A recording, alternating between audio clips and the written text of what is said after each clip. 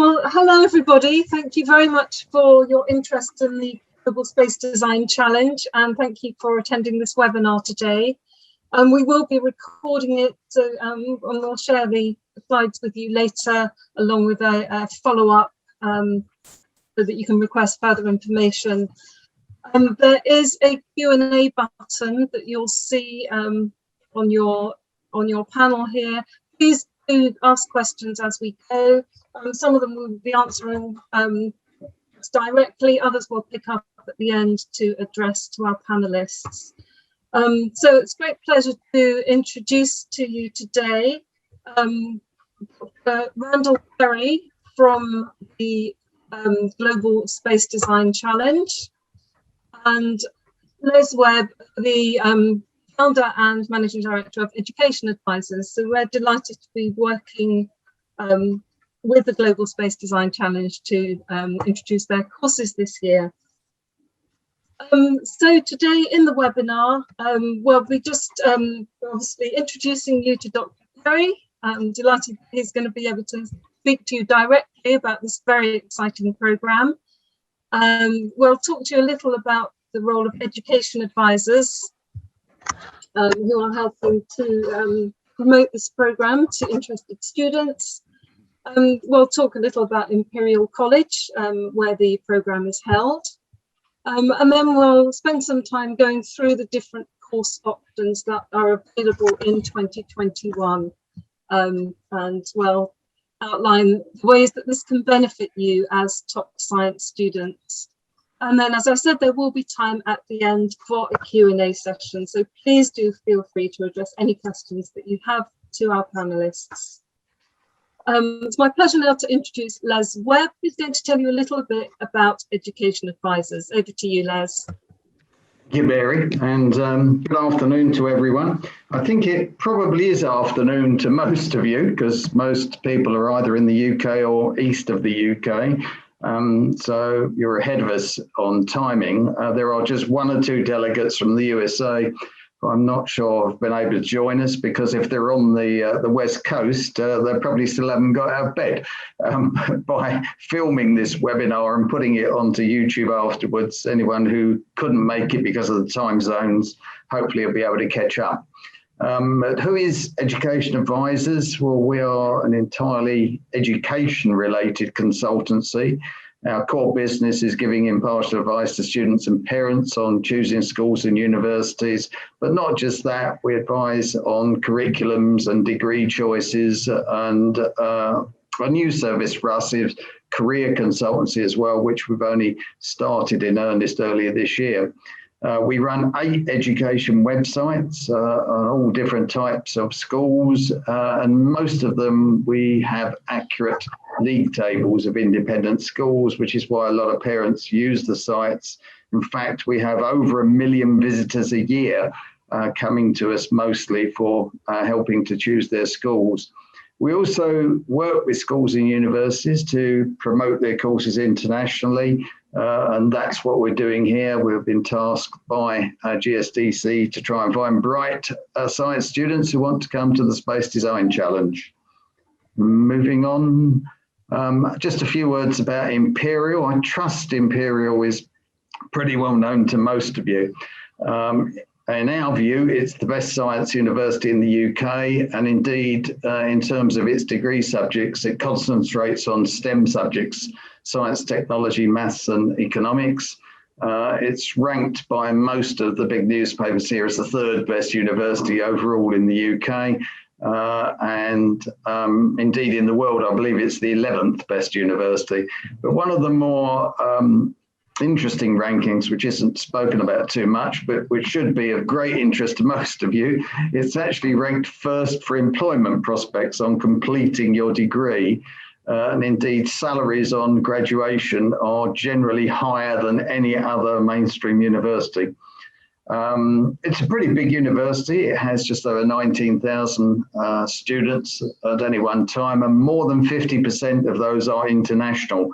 Of course, it's a very highly ranked university, and therefore it sets quite a high bar as a threshold for gaining entry to it, you generally have to have A star, A level grades, or 38 points at the International Baccalaureate Diploma Programme. It's based right in central London, it's like on the west side. The main campus is just behind the Royal Albert Hall, and there's another campus just slightly to the west of that. But it is one of our best ranked universities, and we're privileged to be talking about them here today. But we'll move on to the next part about the courses now. Thank you very much, Les. So it's now a pleasure to introduce Dr. Randall Perry, the founder of the Space Design Challenge. You can see here Royal Society Fellow, Imperial College, and an NSF Fellow at the University of Oxford. Dr. Perry, would you like to talk to us a little bit about the Global Space Design Challenge? Hi, everybody. Hi. Thank you very much. Happy to be here. The Global Space Design Challenge is kind of an offshoot of our charity space design competition in the UK, Europe, Africa, and the Middle East. I've got involved with it 14 years ago because the people who started it in the US with NASA in conjunction talked to me, and I looked at it, and it paralleled something that I'm very interested in, which is education. It's about learning, not about teaching. The competition is just an absolutely brilliant platform for that. So the part of that's a little bit of the history. It's been going on for over 30 years in the US and 14 years in the UK. But it's about learning, not about teaching. It's about learning through exploration, you finding solutions to problems. And it really excites everybody that participates in it. And that includes even the volunteers and the teachers. Teachers don't have much to do in this. It's all about the students. It's your work, or as students. You elect your own officers. You design your own project. You have mentors, you have experts to ask questions to, but they won't tell you what to do. It's all about you and you deciding what you want to do. And that's an excellent way to really learn. One of the quotes that I always like with a student that left, that's okay, you can go on with it, is a student left and they've scratched their head and they said, I never realized I had so many ideas in my head. And they went home and got really excited about looking at engineering, space science in general. And it's not all just about space science and engineering. It has a great deal to do with also business. You're organizing companies where you have a president, a vice president of marketing, a vice president of engineering, and different subgroups and sections. It operates just exactly like industry operates. When NASA or ESA gives out a request to do a settlement, they will say something exactly like what we do in a request for proposal. It's pretty detailed, 4 pages. And what you'll do is respond to that with a presentation to judges in a well, it depends on how many people are involved, but it can be 30 minutes to 50-minute presentation, usually up to 50 slides. And a group of judges from both industry and Imperial, Oxford, Cambridge, most of the universities close to us will judge those presentations. And then everybody will get feedback. One of the companies wins. And in this particular case, for this summer camp coming up, starting in 2022, there'll be a World Finals at Imperial College. If you're in the winning group, you'll have a chance to go to that World Finals. There's also several 3-day Global Space Design Challenges that don't have the lead-up academic work. With those 2, you'll have an opportunity to go to the World Finals. There's 2 scheduled this summer. There'll be another one in February, and a couple of different ones in various countries around the world, in the US, Asia, in the Middle East primarily. And so all of those students will join from all over the world in a World Finals. Even if you don't go to that, it's still a great place to make contacts with Imperial, Oxford, people, other students that have like interests to you. Most students come in the first day or two, and some are shy coming from other countries. Not everybody is 100% skilled in English. It's not a problem. If you aren't, we usually can get by that. But by the end of the program, everybody is having a great time. They meet new friends, and they really like the competition. So it's a great learning experience, and it also helps you get into university. We have many students at Imperial College and also different universities, Oxford, which is up on the screen now, that put down on their personal statement that they've attended this. And that really does help them get in, because it shows that you really have an extracurricular interest in things. So it's the summer camp isn't just all about intensive learning and workshops. It also has a social aspect. So there's a day trip to Oxford and a day trip to Cambridge. At Cambridge, you'll go punting when you get there, as well as do some academic study and a computer master class. At Oxford, you'll eat in the Christchurch Masters Hall for lunch. So you really get an inside view of some of these universities. We have a lot of really pretty high profile people, like Professor Marcus D. Satoy of Oxford. He's the Simone Chair that replaced Jared Dawkins at Oxford University, and he's part of this program. And so besides academics, people from Rolls-Royce, people from Jaguar, people from BAE Systems, and many alumni of the competition participate in this with you. So let's see, I'm looking at the screen to see which one I'm on. We have a airport meet and greet service. So when you arrive, as long as it's at a main London airport, we will have somebody there to meet you and bring you into your lodging. We do stay at Imperial College right on campus. However, this year, that's not absolutely certain, so I can't promise that, but the university hasn't been open because of COVID for a while to actually make student room reservations. If not, we have quite a very nice hotel close by, but I think we probably will be able to get everybody housed right on campus at Imperial College, which is nice and also quite handy.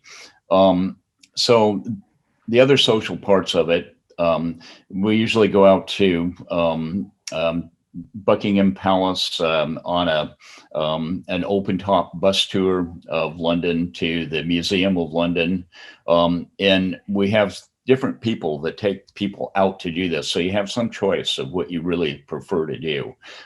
We usually have, in the past, an award ceremony at the Hard Rock Cafe where we have lunch. And so it's both social and academic. In the evenings after the program ends, there's still more social activities that people do. We have movie, some other talks, people play football, they do different things, all mixed in with our staff and mentors. So next slide.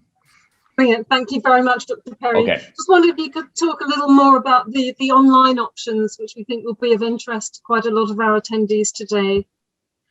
Okay, that's the 11-day program we were just talking about, which is residential and on-site. During the summer, on 2 different dates, we're having a 3-day space design competition. This will be mixed in with students from all over the world. We did one in February and had 80 students involved in the online, and it starts out on a Friday. You'll get specific talks about requests for proposals, NASA, what the competition is really all about. And then we do different talks on specific areas like operations engineering, automation. And I'll add in here that automation, which includes AI, obviously, and computer, is becoming more and more important in everything that we do. So we have some real artificial intelligence experts, both in machine learning, deep learning, neural networks. And we don't go into a huge amount of detail with that, but it is an important aspect. So there's an automation department, and you can participate in responding to the request for proposal in that department. So after that, it operates the same as the residential and the online. Both do exactly the same thing at the same time. On a Saturday morning, you'll get a few more introductions. We have a quiz, kind of an icebreaker, meeting people. And then you go to specific lectures that are depending on whether you're in management or whether you're in a specialty area like operations engineering. Lots of people are here that aren't going to be engineers or scientists. Design is a big part of designing a settlement. Quote, you need good artists. You need people that understand CAD design, but just people that understand good design concepts, because you also have to design habitable areas for humans to live in. So the 4 departments are listed: structural, automation, operations, and finance and budgeting. And then the management group is composed of the vice presidents and presidents who give a talk and then are elected by the students in their company. Depending on how many people are involved, there'll be 3 or 4 or 5 companies. In London in the past, we've usually have 250 to 300 students, and we have 5 companies that participate. And consequently, the presentations are a little bit shorter. Another important part of this to a lot of people really are certificates and awards. Everybody gets a participation certificate. The winning company gets a winning company certificate, but there are several unique awards beyond that on critical thinking, presentation, and those are all actually really quite valuable to you in your university applications and going forward. The people that are interviewed will look very favorably on that you're participating in these kinds of programs, and also received as a unique or special award. So after that, the judges deliberate, they select the winning company. They go through a list, and that's really the end of the competition. Whoever the winners are, or the winning company, will get to go to the World Finals in July at Imperial College. So are there any other points that I'm missing here that I should make? I think that's covered. If anyone has any questions, please put them into the Q&A, and we'll address them to Dr. Perry later. Perhaps you could just talk us through the longer online courses as well, Dr. Perry, that are being offered this year. Okay, so for the 8-day, there's another program. There's actually 5 that are run simultaneously from 17 to 25 July, and those will all be online. Those are through a company called ProEd, and it's all a lot of the same people that are involved in the space competition and the 11-day summer camp. There's 5 different ones: finance and management, which you'll get detailed talks from experts, mostly in industry rather than academia. There's a course on AI, artificial intelligence, which goes into a lot more depth than we get to go into in the summer camp. Then there's an environmental biology course, which has a bit to do about ecology, environment, and biology, genetics, PCR, a lot of things that are of interest to us right now during the pandemic, that some people have not really paid any attention to, like what is a PCR test? So it's a very standard test for multiplying things in labs, but up until the pandemic, a lot of people haven't really had it in their normal vocabulary. So we go through a lot of that in genetics. And then there are 2 other ones also. One is going to be on the engineering preparation program, which is a detailed look at engineering, and a last one on medical. So the medical one has an interesting, to some people, maybe not to everybody, but a live autopsy at the last day. Otherwise, it's different things from suturing and case history, what you need to know if you want to be a medical doctor. And so these courses are usually it's listed as 8 days. The first day, Sunday, is just kind of a meet and greet, make sure everybody's online and working okay. Tuesday or Monday through Thursday is the actual program, the detailed program, like artificial intelligence or medical. And then Friday, Saturday, and Sunday is the same online 3-day space design competition. And so everybody in all the areas of AI, medical, engineering, environmental will participate in that same one. It's a bit different design from the other ones. The departments aren't just engineering departments. The departments then are ecology, medical, and the design is, I can't tell you what it is because it's a secret until you get there.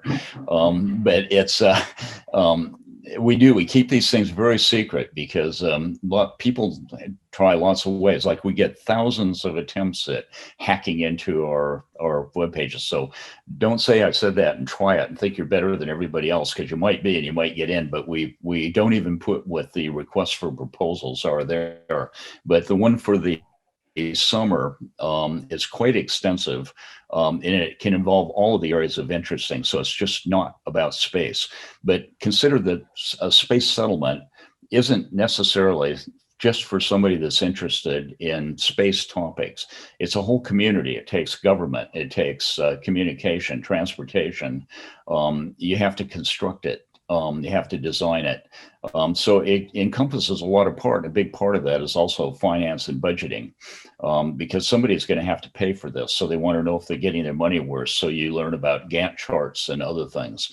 So it's a way for everybody, whether you're design, finance, medical, engineer, different type of engineer, or in the case of this one coming this summer, it's going to have an ecology role. They're based in the future. This one will be 2087. There's a mythical company called the Foundation Society that will give you the RFP. And so you have to feel like you are in the future. So there's a lot of things that we don't know what's going to be there in 2087. I suspect there's going to be an awful lot of artificial intelligence involved in these programs, whatever they are. But also you might consider that Earth may be having significant more problems as far as the environment goes by the time we get to that point, unless we find unique ways to mitigate global warming and the other problems. So that really kind of links all of them together. The pro-ed, you can specialize. The residential one, you don't. If you just want to do the competition, you can do that as a 3-day program. I'll forewarn you about one thing, is something that we had trouble with originally, is when we did residential competitions, students stayed up all night to work on the project. And we kept wondering, gee, can we really have that? I mean, is it right for us to do that? We can't request students to do that. And in talking to everybody, they said, no, that's all part of the fun. I wouldn't like it if we didn't have the ability to do that.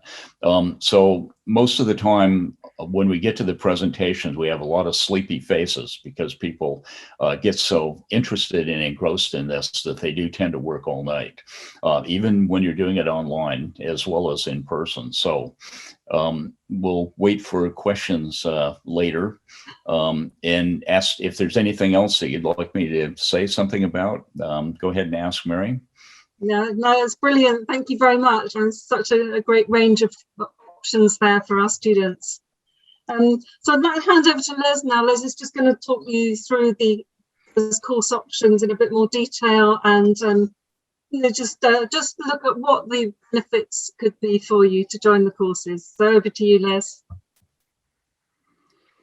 While we've got this slide on the screen, can I apologise to a few people? When we first mailed out the details of the residential course, the dates were subsequently changed. So if you're still looking at one of our original mail shots, it says the 11th, and it isn't. It's the 10th of July to the 21st of July. So I know it's only one day, but if somebody's making plans to fly to London, I think that's quite critical to know that you need to be here on the 10th and not on the 11th.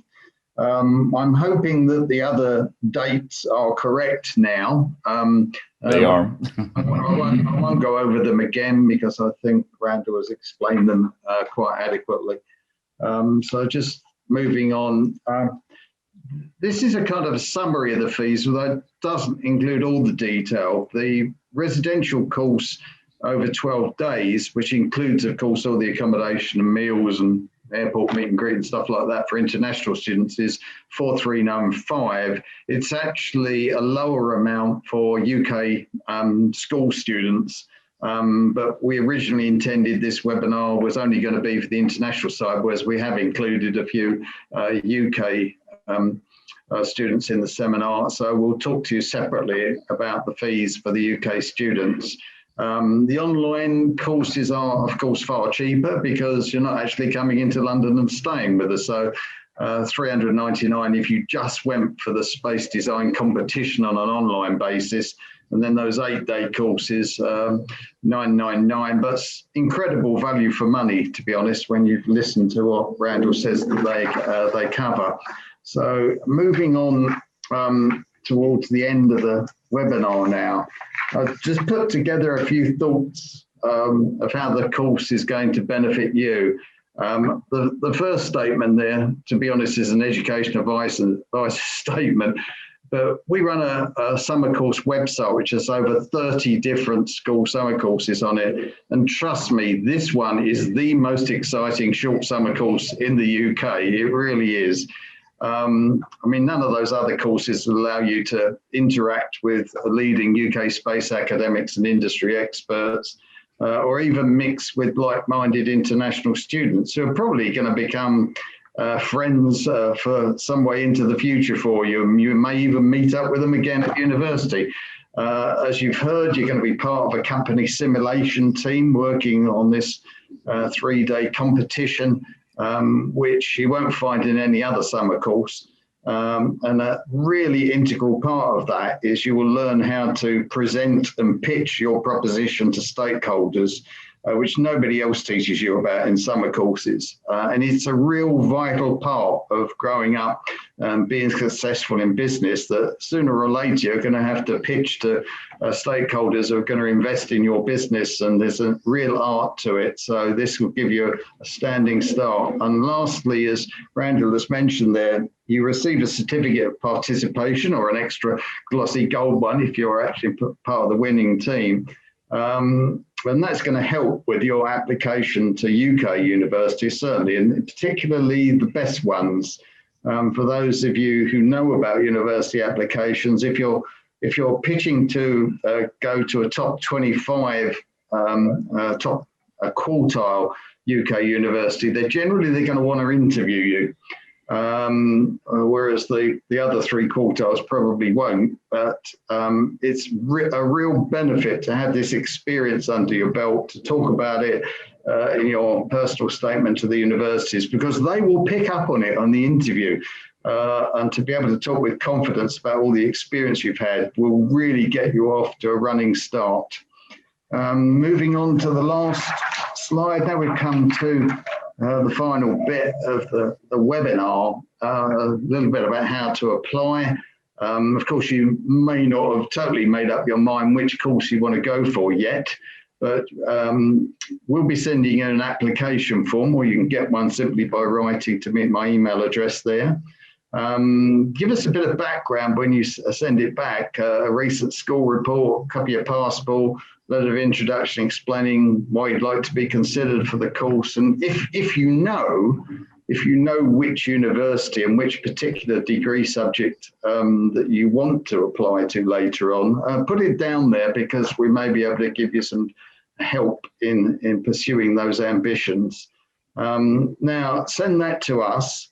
And we're going to be registering you with GSDC. And what will happen is, if you're successful, they will contact you, request the payment for the particular course that you want to go on, and then request more details from you and discuss how you're actually going to join the course. For those of you who wondered why we haven't said much about COVID at the moment, just to inform those of you who are not quite so aware of what's happening in the UK at the moment, we're just coming out of lockdown here.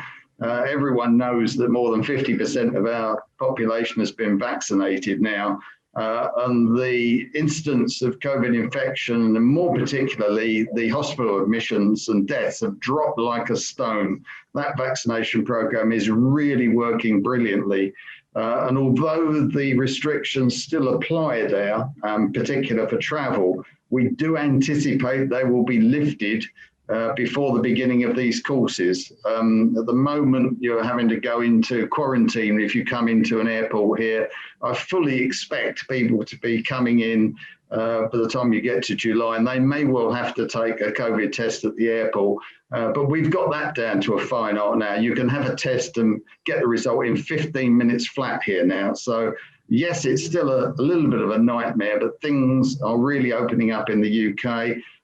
We trust that these courses are all going to go ahead without any problems because of it. But if it did happen that you couldn't attend because of travel restrictions, even from your own country, your course fee will be refunded in full.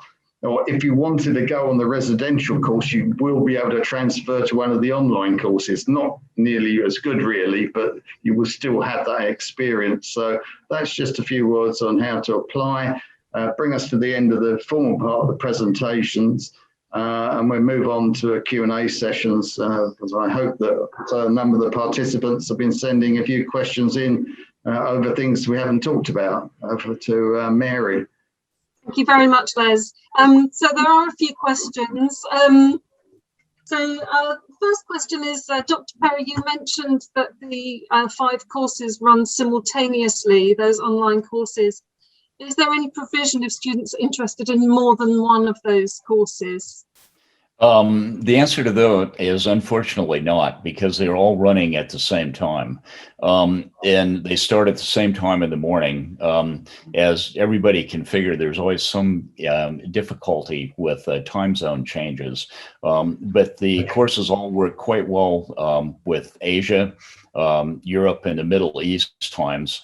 It's a bit early, as was suggested earlier, for those in the US for those programs. But to answer your question directly, no, you have to choose just one of those 5.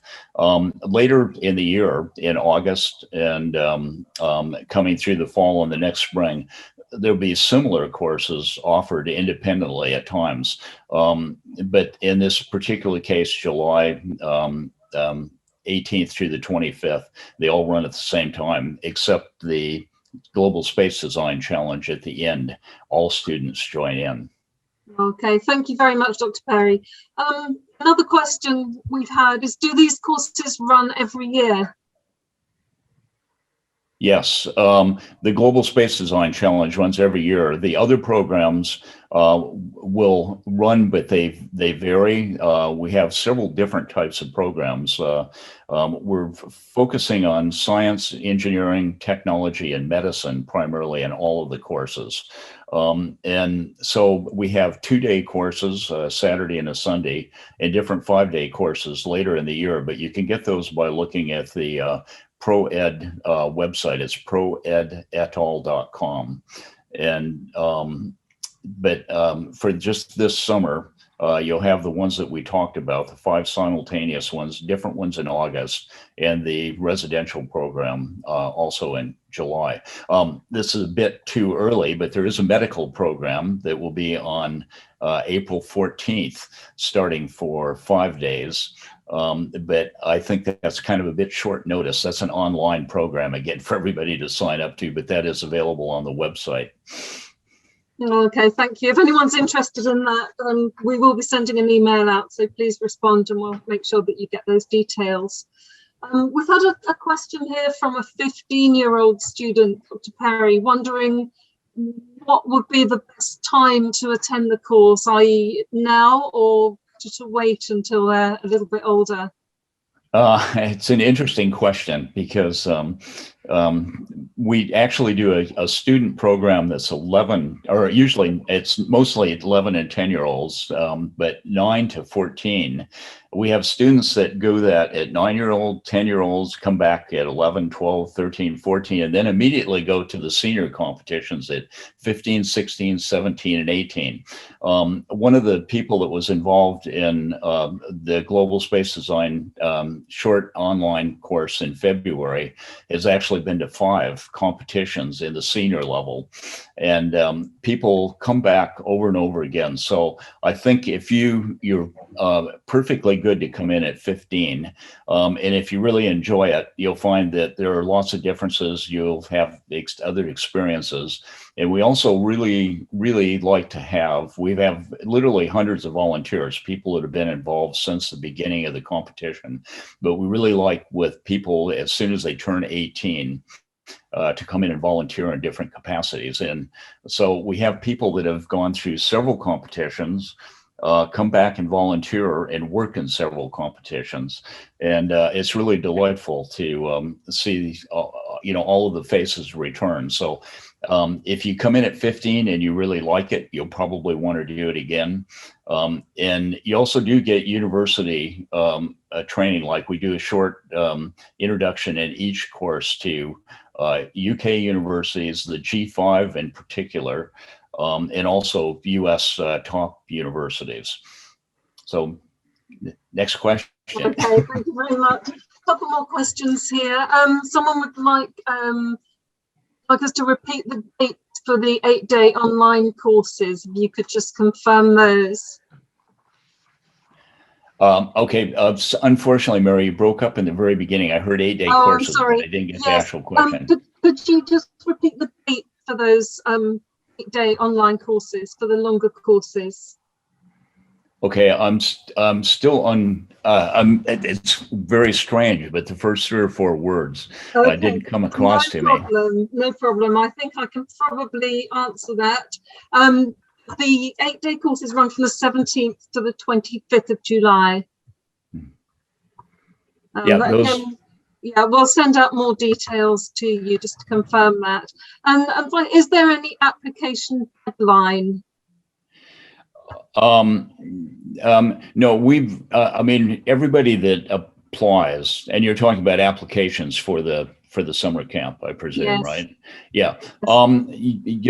We have lots of criteria, but we're open to students. Mostly only bright students tend to apply to this. A lot of people come from international schools around the world, so their English is usually pretty good. However, we do have other people that are experts in different language, both in Middle Eastern and Chinese, Mandarin Chinese in particular, that are there, although it's usually not needed, but sometimes it's always nice to have somebody to talk to in your own language. All the school systems are different. What we're mostly interested in are really inquisitive students who really want to learn something in advance, and almost everybody, of course, is interested in a university. And a lot of our students do get into the G5, which is besides Imperial, Oxford, and Cambridge, is UCL and London School of Economics. But there are also some top US classes. My degrees are from University of Washington in Seattle, Washington, both master's, bachelor's, and PhD. And also am a certified NASA astrobiologist, which unfortunately is equivalent to a whole second PhD. And when I took it, went through that course years ago, they didn't have a second PhD. Now, if you go through an astrobiology course, you get a second PhD awarded by NASA. And so a lot of our focus is knowing that people are going to want to come to university. So it's about learning, it's about engineering, it's about space, it's about business, and also about attending university later on. Brilliant. Thank you very much.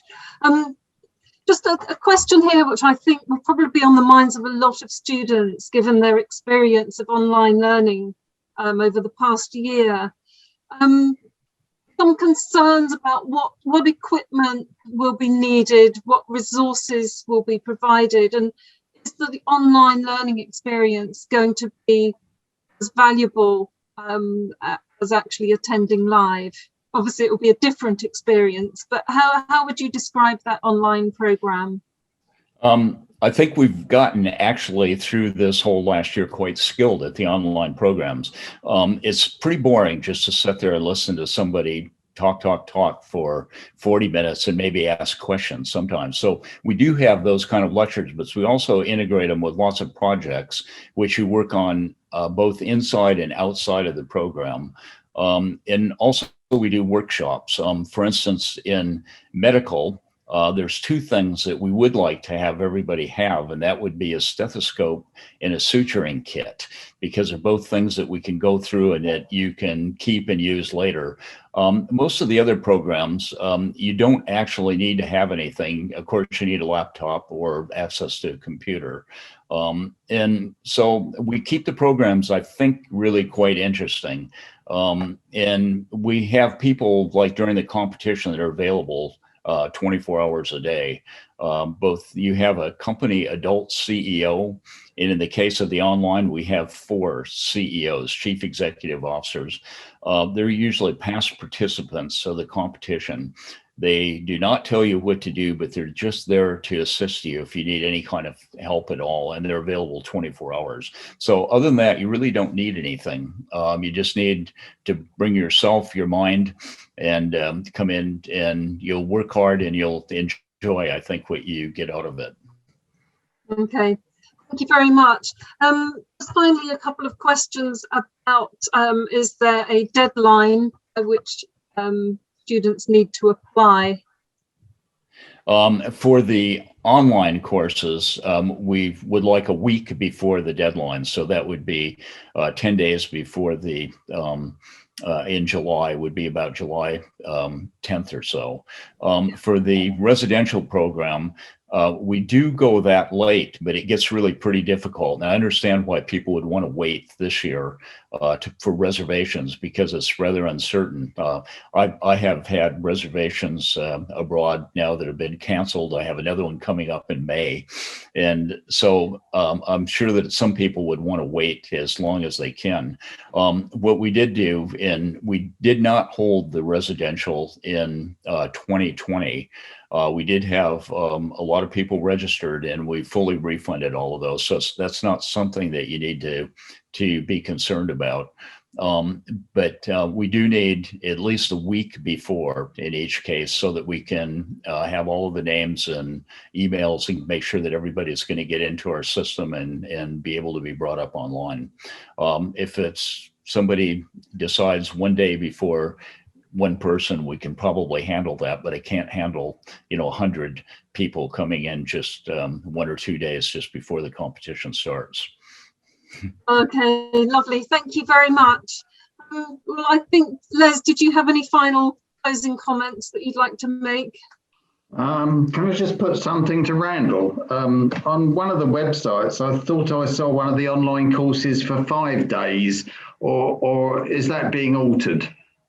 No, there's the ones in July 18th to the 25th are 8-day courses, but there are other 5-day courses mostly that come up in August, not in July. And then throughout the year, there's 2- and 5-day courses mostly. Okay. And also just picking up on a discussion you had just earlier about ages. We have one applicant who's 14-year-old and questioning whether they will be accepted. And I think on your brochure, you will take a 14-year-old as long as they're mature enough, I presume. That's true. We used to do the whole competition with 14 to 18-year-olds. And the problem then is that we usually had 13-year-olds that wanted to come in. So 14 is perfectly fine. And I always remember one student that was 14. I called him the little 14-year-old genius, because he'd already finished college in the UK when he joined the competition at 14 years old. So 14 is perfectly fine to come in. We do say 15 to 18, but that's mostly to preclude getting students that are too much younger than that. Sure. So Yeah, that's great. Thanks. I think we've covered quite a lot of ground there. Well, we should have filmed this, and for anybody who hasn't been able to attend, or anybody who would like to go back over something that's said, we're going to have it up on YouTube within a matter of days, so you can run through it again. But I hope this has helped people come to a conclusion as to which particular course they would like to attend, and we look forward to discussing that with all the delegates a bit later on. I'd like to thank you, Randall, for coming along and helping us so well here. Okay, thank you, Les, Mary, everybody. It's been a pleasure to be here. Thank you very much, and thank you to all those who attended. Thanks. Thank you. Goodbye. Bye. Bye-bye.